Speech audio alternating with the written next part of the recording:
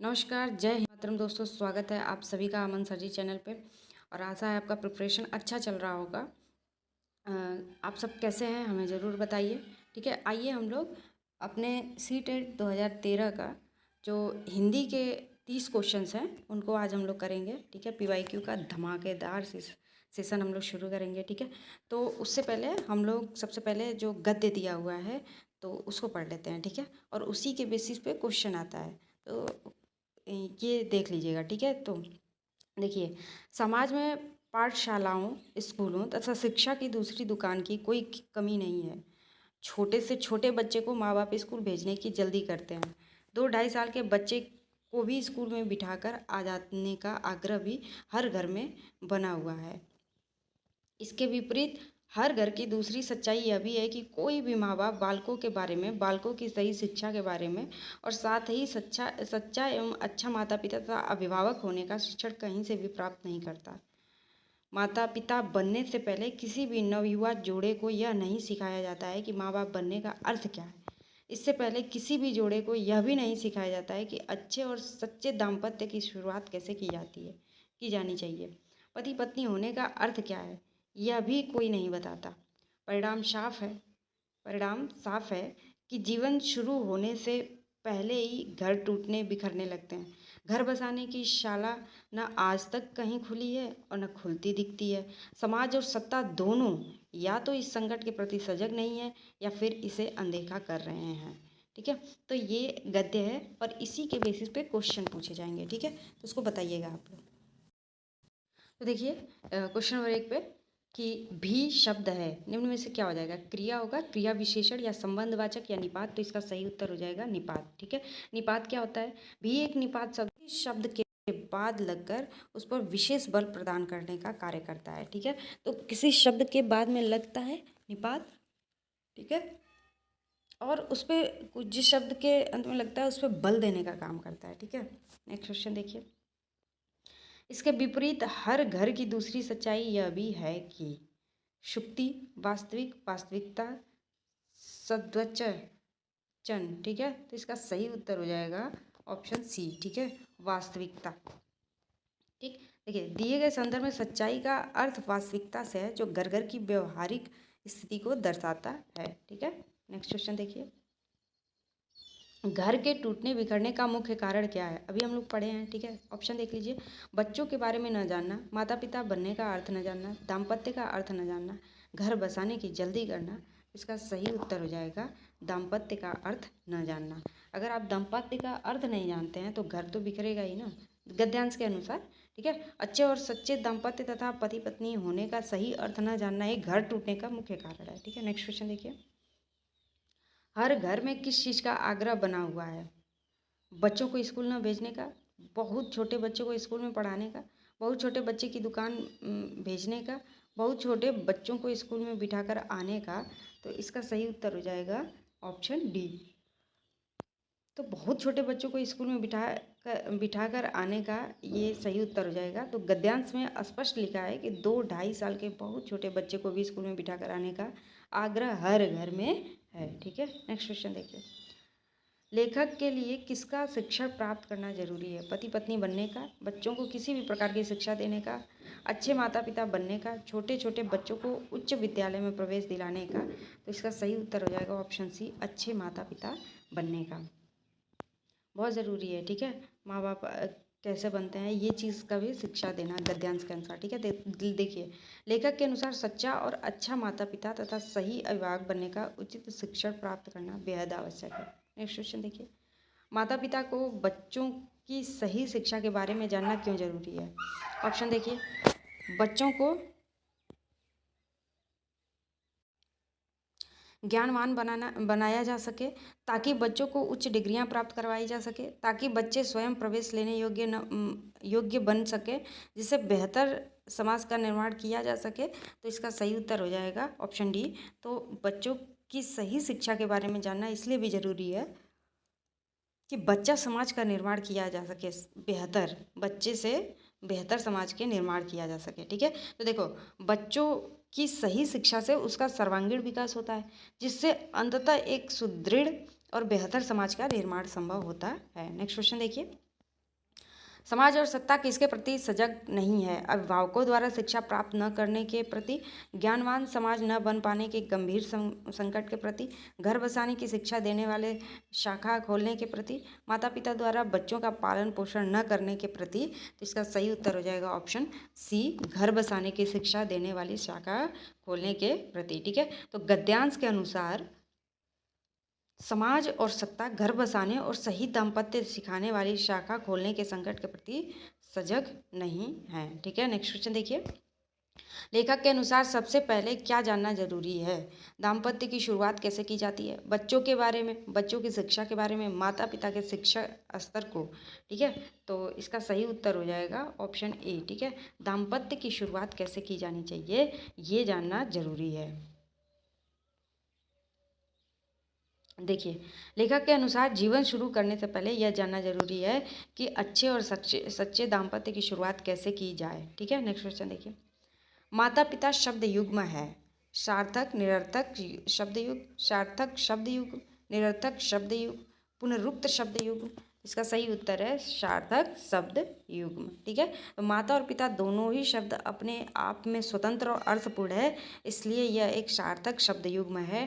ठीक है, अगर ये समास में पूछ दे तो ये द्वंद्व समास हो जाएगा यहाँ पे। ठीक है, नेक्स्ट क्वेश्चन देखिए। प्र उपसर्ग से बनने वाला शब्द समूह है प्रत्युत्तर, प्रदेश, प्रपत्र, या फिर प्रत्येक, प्रभाव, प्रदेश, या प्रसाद, प्रत्येक, प्रपत्र। ठीक है, डी में देखिए प्रभाव, प्रदेश, प्रपत्र। इसका सही उत्तर हो जाएगा ऑप्शन डी, प्रभाव, प्रदेश, प्रपत्र। ठीक है,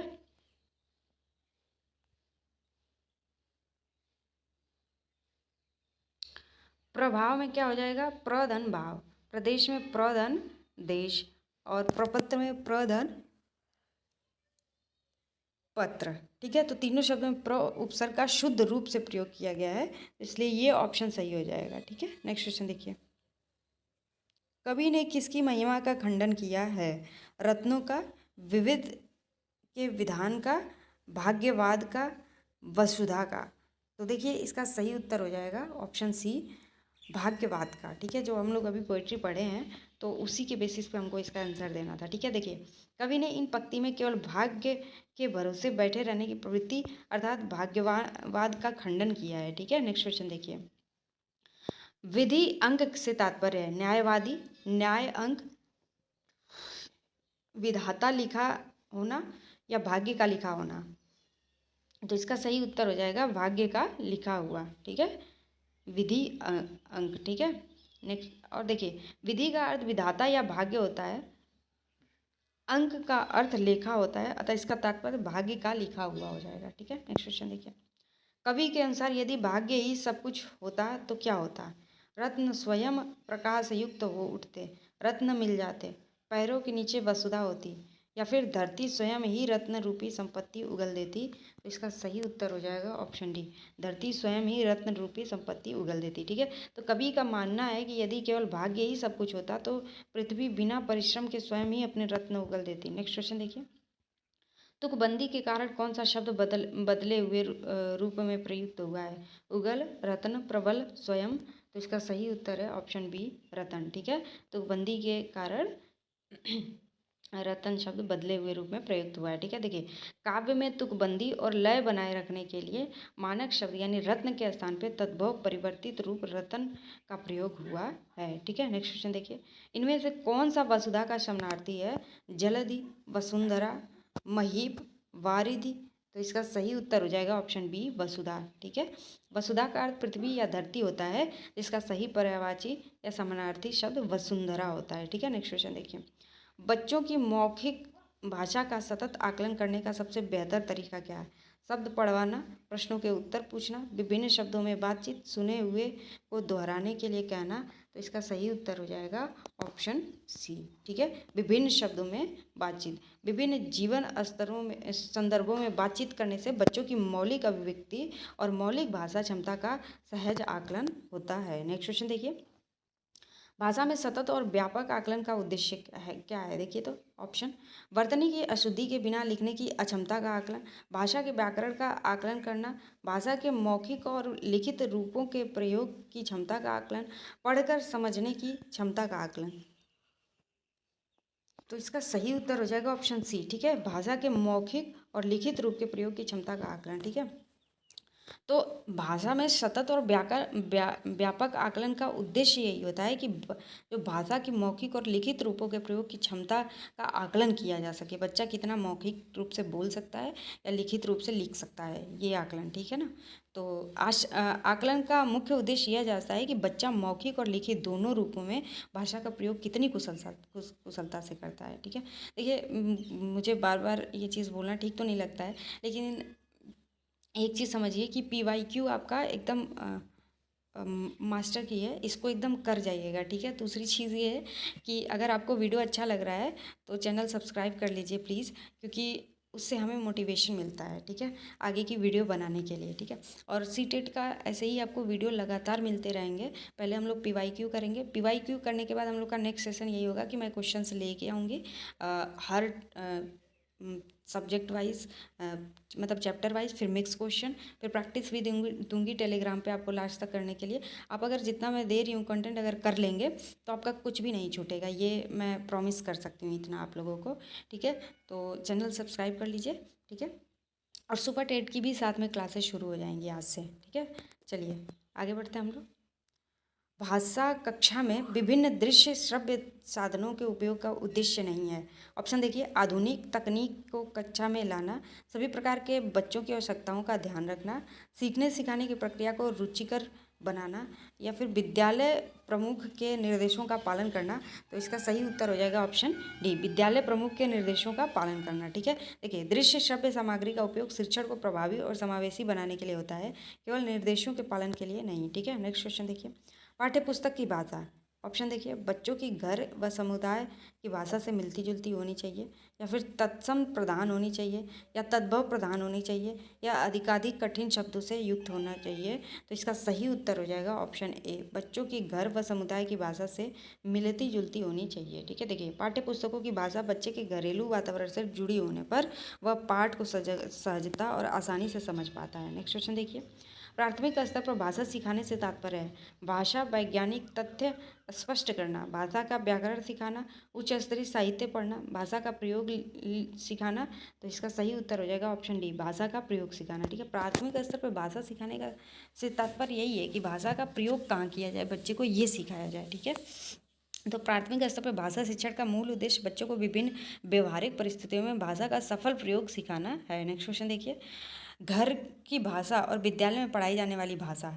ऑप्शन देखिए, सदैव टकराहट से गुजरती है, सदैव समान होती है, समान हो सकती है, सदैव अलग होती है। तो इसका सही उत्तर हो जाएगा ऑप्शन सी, समान हो सकती है। ठीक है, वैसे भी अब जो एजुकेशन दिया जा रहा है बच्चों को, तो उसके मातृभाषा पे ज़्यादा जोर दिया गया है।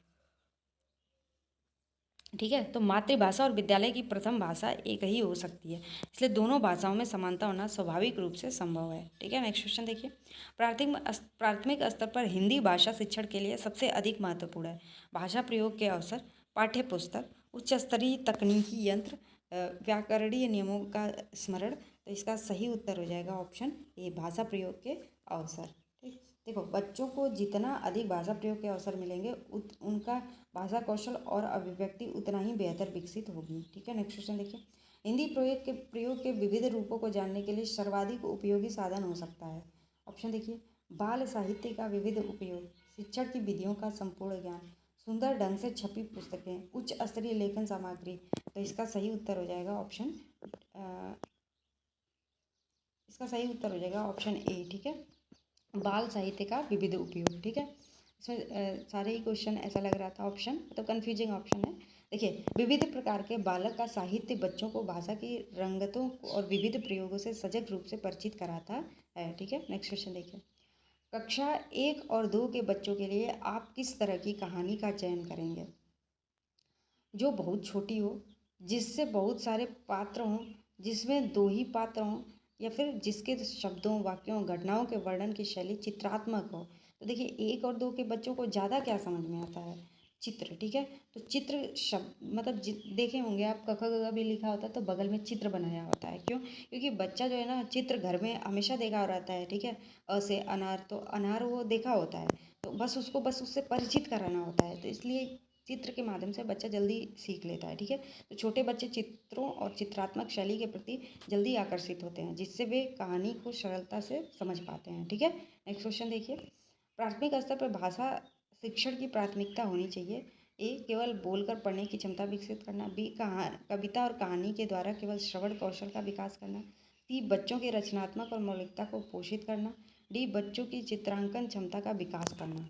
तो इसका सही उत्तर हो जाएगा बच्चों की रचनात्मकता और मौलिकता को पोषित करना, ठीक है। देखिए प्राथमिक स्तर पे क्या होता है, बच्चों की मौलिक सोच, कल्पनाशीलता और रचनात्मक क्षमता को बढ़ावा देने की मुख्य प्रमुख प्राथमिकता होनी चाहिए, ठीक है। नेक्स्ट क्वेश्चन देखिए, पढ़ने का प्रारंभ, ऑप्शन देखिए, वर्णमाला से होना चाहिए, कहानियों से होना चाहिए, कविताओं से होना चाहिए या अर्थपूर्ण सामग्री से होना चाहिए।